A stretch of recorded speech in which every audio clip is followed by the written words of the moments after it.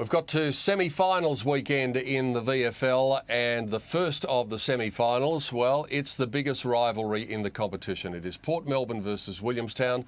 They simply don't like each other. They're going to be playing in the cutthroat semi-final race at Port Melbourne, and Port's got a pretty good record against the Seagulls in recent times.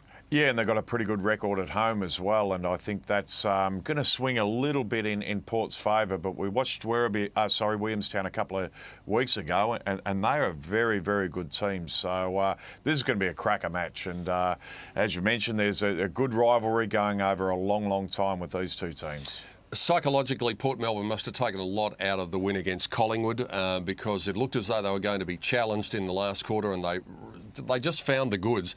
They're an amazing team when they've got their backs to the wall. The one issue they might have is there's a query over their skipper and John Baird, who's got a bit of a hamstring issue after the win against Collingwood.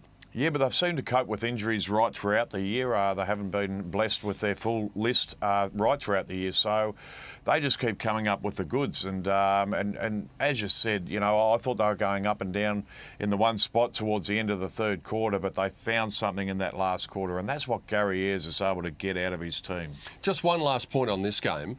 The AFL aligned teams, it is very much a question of who they've got available, who is qualified, and who the AFL teams let play for them. We saw Liam Jones a couple of weeks ago for Williamstown. Now, if he plays, he's going to be such a factor, but of course there's no guarantee that he's going to.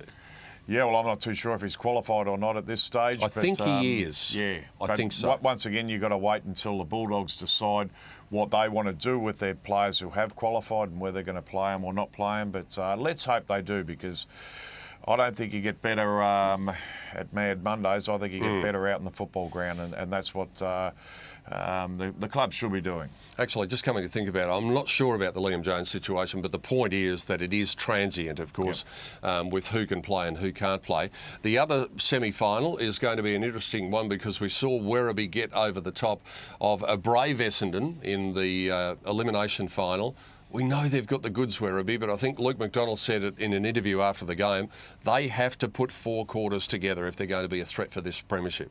Yeah, they are one of those teams, and we say it every time we get Werribee on television. We say which Werribee team's going to turn up, the good one or the bad one, and even during matches they can be inconsistent.